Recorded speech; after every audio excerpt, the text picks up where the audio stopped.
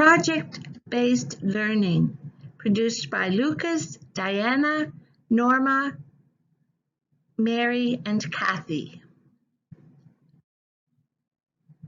Here is the definition for project-based learning. Project-based learning is a teaching method in which students gain knowledge and skills by working for an extended period of time to investigate and respond to an authentic, engaging, and complex question, problem, or challenge.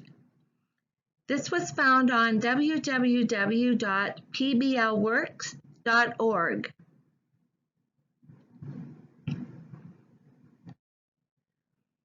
What is the benefits to our students? In project-based learning, teachers make learning come alive for the students. Students work on a project over an extended period of time, from a week up to a semester, that engages them in solving a real-world problem or answering a complex question. They demonstrate their knowledge and skills by creating a public product or presentation for a real audience. As a result, students develop deep content knowledge as well as critical thinking, collaboration, creativity, and communication skills. Project-based learning unleashes a contagious, creative energy among students and teachers.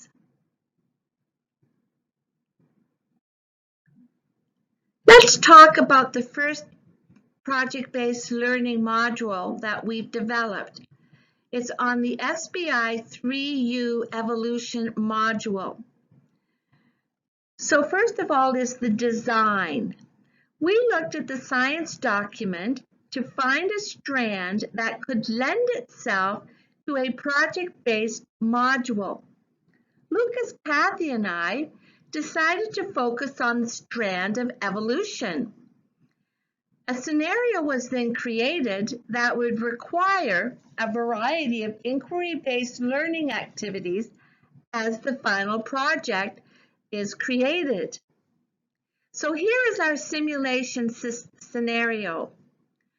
My biology class has been asked to create a documentary on how evolution theories can explain the similarities and the differences between natural selection and artificial selection.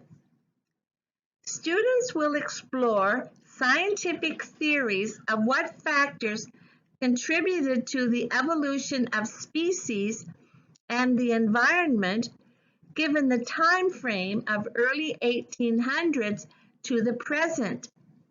Students would use the lens of the scientists who have made major contributions to further our knowledge in the field as they create this documentary.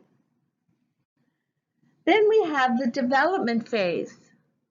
The first step in development was to research and develop a series of activities that could provide some direction and context for students as they embarked on their journey. A series of lessons were created where the activities completed added to the documentary. Implementation. The lesson material and handouts still need to be created. This will provide instructions for students to use as they work through the lessons. And the assessment. A variety of assessment tools were then developed that would provide evidence as and of learning. The documentary was completed by putting together all the pieces that had been created in the implementation process.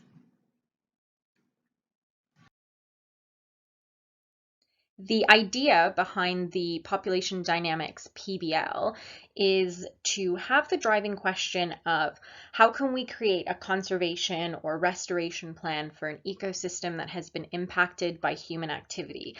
And throughout this Population Dynamics PBL unit, the students will be having opportunities to do a lot of research on a particular ecosystem that has been impacted by human activity, to see what are the main human threats, what organisms are at risk, and then develop some ideas for how to conserve or restore that particular ecosystem.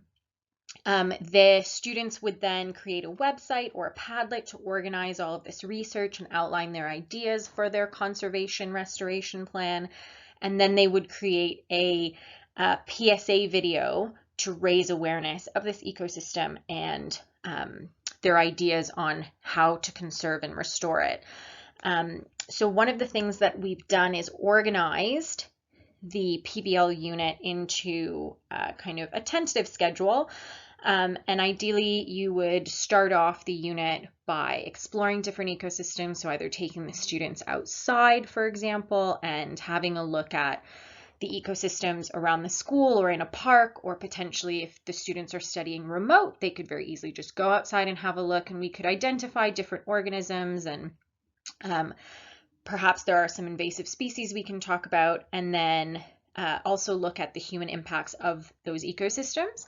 And then we would do maybe some little activities outside about the different interactions that exist in ecosystems and in the environment.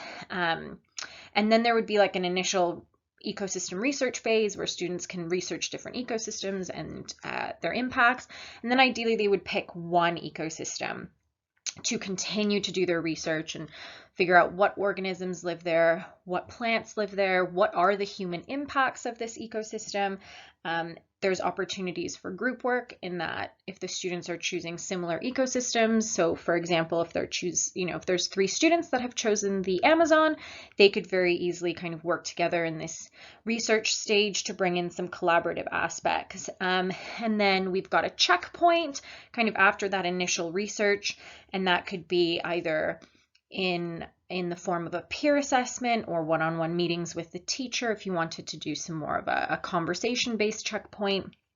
And then also gives the students opportunities to share some of their resources if they are studying the same ecosystem.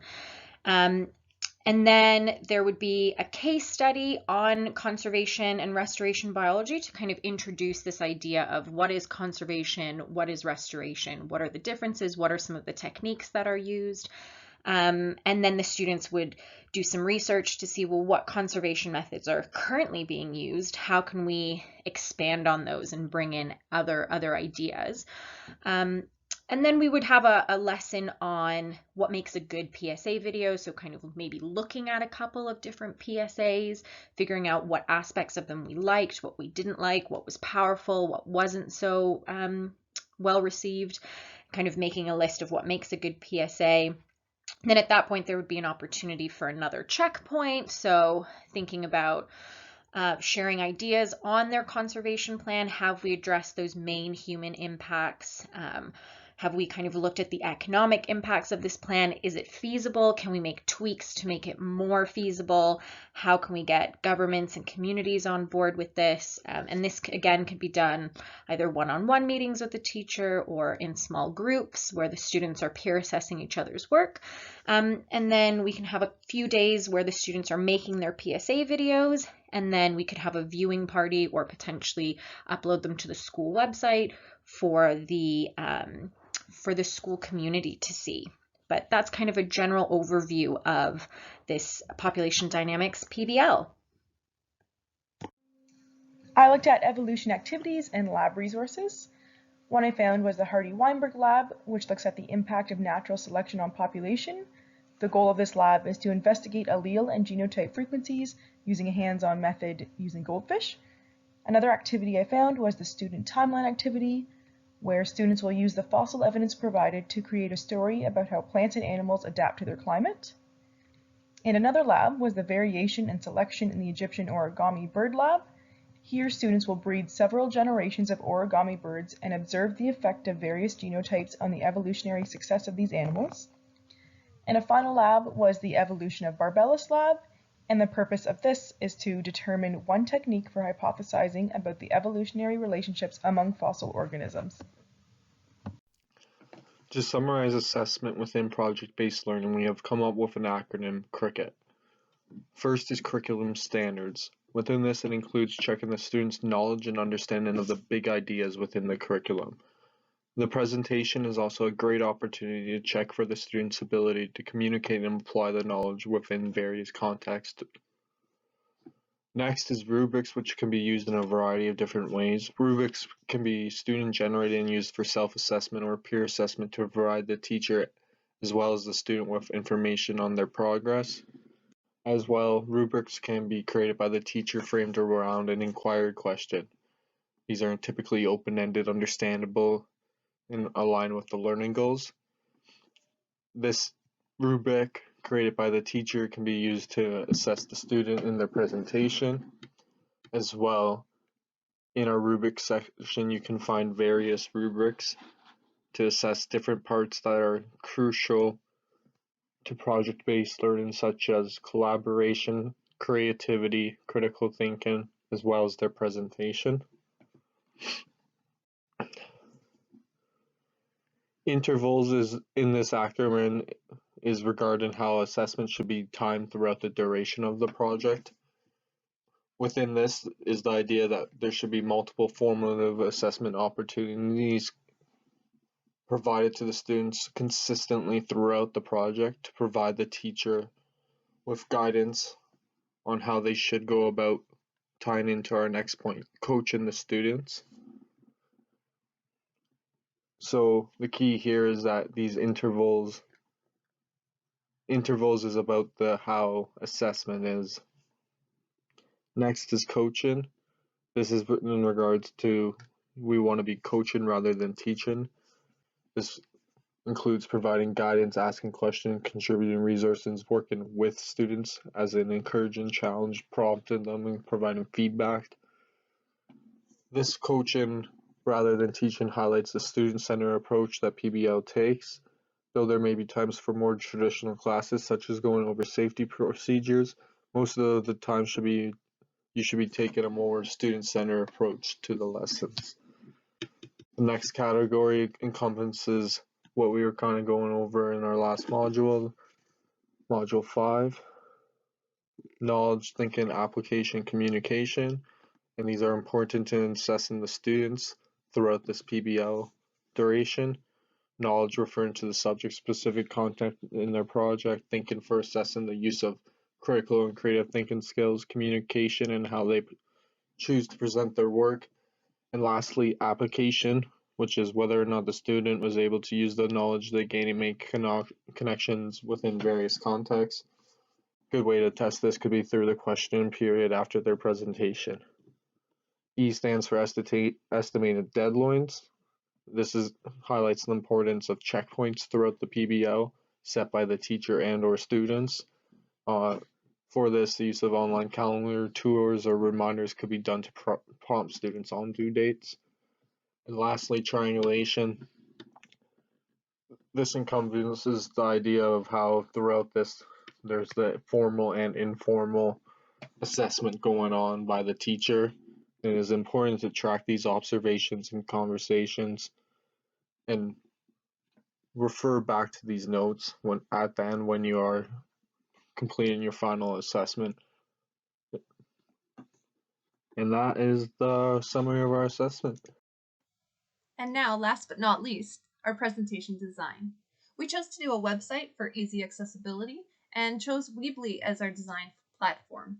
There were some limitations, so it's more of a simplistic design, but there are some benefits, such as easier for someone with visual impairments to see the high contrast and some images to add some visual interest. We chose the URL of 21st Century Education to relate to what we've been learning in the course about collaboration, creativity, critical thinking, and communication, and that fits very well with project-based learning. So we worked together, we collaborated, we reviewed at each stage, so we were all in agreement with how the web page was coming together, or web pages were coming together, and including the headings for each of these pages. So we look forward to hearing your feedback and hope that this is a useful resource for all of the teacher candidates.